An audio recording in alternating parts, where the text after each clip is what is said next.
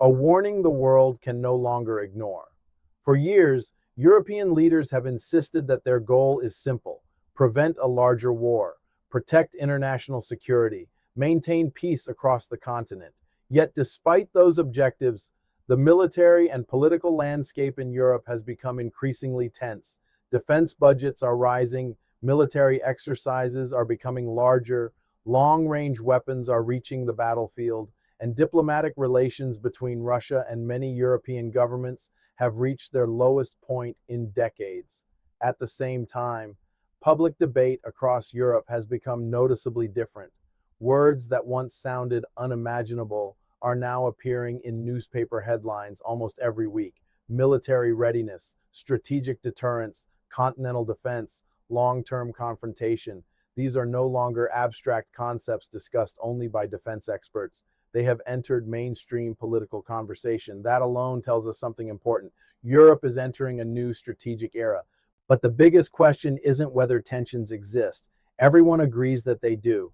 The real question is whether current policies are reducing the risk of a wider conflict or unintentionally increasing it. That debate has divided military analysts, diplomats, and policymakers across the world.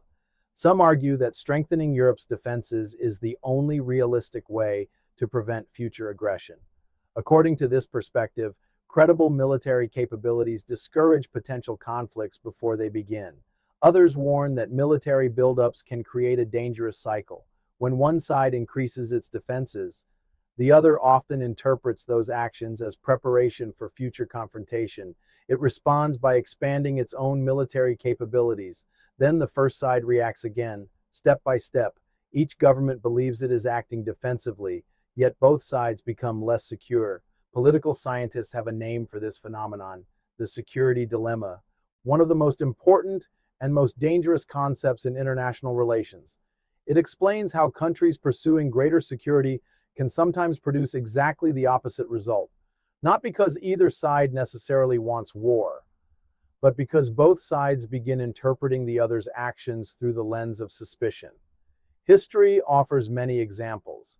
Periods of rapid military expansion have often been accompanied by rising mistrust. Diplomatic communication becomes more difficult.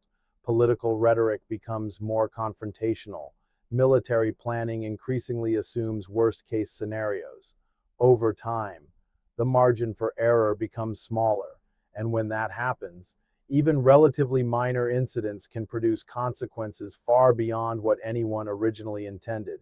This is especially important when nuclear-armed states are involved, unlike conventional conflicts. A misunderstanding between nuclear powers carries risks unlike anything else in international politics. That doesn't mean nuclear conflict is inevitable. Far from it. Deterrence has helped prevent direct confrontation between major nuclear powers for decades. But deterrence also depends on communication, predictability, and mutual understanding.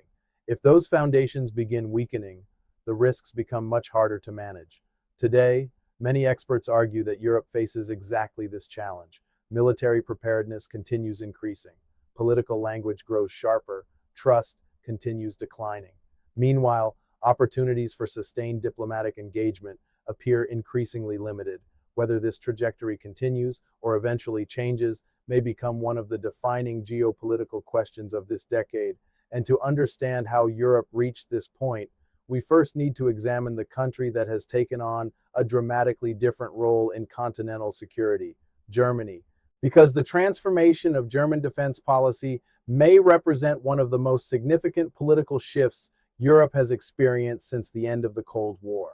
Germany's return to military leadership. For decades after the Second World War, Germany followed a very different security philosophy from many other major powers. Military restraint became part of its national identity.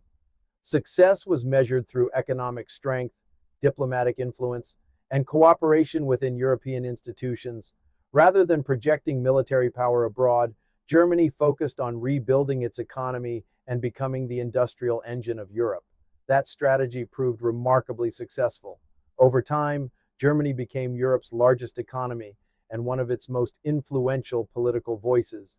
Yet despite its economic dominance, Berlin often remained cautious when discussing military affairs. Defense spending was relatively limited compared to its economic size. Military deployments abroad were carefully debated. Political leaders frequently emphasized diplomacy over confrontation. For many years, this approach defined Germany's international image. But major geopolitical events have gradually begun changing that calculation. Russia's invasion of Ukraine dramatically reshaped security discussions across Europe. Governments that had previously reduced military spending suddenly announced major increases. Defense planning moved back to the center of political debate. Germany was no exception. Berlin announced significant investments aimed at modernizing its armed forces. Military procurement accelerated. New defense partnerships expanded. Officials described the moment as a historic turning point in German security policy. Supporters argue these decisions are necessary. They believe Europe must become more capable of defending itself against future threats. In their view, relying entirely on external security guarantees is no longer sufficient. A stronger European defense posture, they argue, increases stability by discouraging potential aggression. Critics, however, raise different concerns. They worry that rapid military expansion, particularly when combined with increasingly confrontational political rhetoric, could deepen mistrust between Europe and Russia. From this perspective, every new weapons package, every military exercise, every additional deployment may be interpreted by Moscow as evidence that Europe is preparing for a longer confrontation. Whether that interpretation is accurate or not, perception matters in international politics. Governments rarely respond only to intentions. They also respond to what they believe their rivals are preparing to do. This creates a cycle that strategic experts have studied for decades. One side strengthens its defenses, the other responds with additional military preparations. Each government insists it is acting defensively, yet both sides become increasingly suspicious of each other.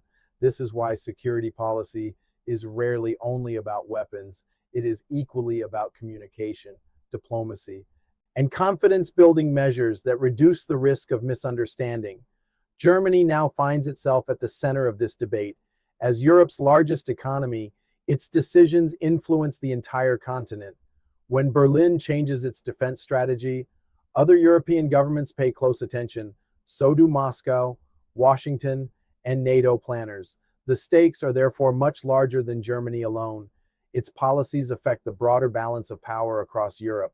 But Germany's changing role cannot be understood without examining the alliance that has shaped European security for more than 75 years, NATO, because many of today's disagreements ultimately revolve around one fundamental question. How should Europe organize its security in an increasingly uncertain world? NATO, Russia, and the security dilemma. Few organizations have influenced European security more than NATO. Created in 1949, the alliance was designed around a simple principle. An attack against one member would be treated as an attack against all. Supporters argue that this collective defense system has helped prevent large-scale war between major European powers for decades. From their perspective, NATO provides stability through deterrence. The stronger the alliance appears, the less likely potential adversaries are to challenge it. Many European governments continue to see the alliance as the foundation of their national security, especially after Russia's invasion of Ukraine. However, not everyone views NATO's expansion in the same way. Russian leaders have repeatedly argued that the alliance's enlargement toward Russia's borders has altered the regional security balance. Many Western governments reject the idea that NATO expansion justifies military aggression, emphasizing that sovereign countries have the right to choose their own security arrangements. This disagreement lies at the heart of today's geopolitical tensions. Each side believes its security concerns are legitimate. Each interprets the other's actions differently. Political scientists describe this situation as the security dilemma. It is one of the most important concepts in international relations. Imagine two neighboring countries. One government strengthens its military because it fears future threats. Its neighbor observes the buildup and concludes that an attack may be coming. To protect itself, it also increases military spending. The first country sees that response and expands even further. Neither side necessarily wants war, yet both become increasingly prepared for one. This cycle can continue for years, sometimes decades. History shows that many international crises have developed through exactly this kind of gradual escalation, not because leaders actively sought conflict, but because mutual suspicion steadily replaced mutual confidence. The challenge becomes even greater when communication breaks down. During the Cold War, despite intense rivalry, both sides maintained direct communication channels and negotiated arms control agreements to reduce the risk of accidental escalation. Many analysts argue that preserving those kinds of diplomatic mechanisms remains just as important today. Military preparedness and diplomacy are not opposites. In fact, they often work together. Strong defense can provide security. Diplomacy can reduce misunderstanding. Without both, the possibility of miscalculation increases. And in a region where several countries possess advanced military capabilities and where nuclear deterrence remains part of strategic planning, avoiding miscalculation becomes one of the highest priorities. This raises perhaps the most serious question of all. How do governments maintain credible deterrence without creating unnecessary escalation? There is no simple answer, but finding that balance may determine whether Europe moves toward greater stability or a period of prolonged confrontation. In the next chapter, we'll examine why nuclear deterrence continues to shape every major decision made by both Russia and NATO, and why even small strategic mistakes could carry enormous consequences.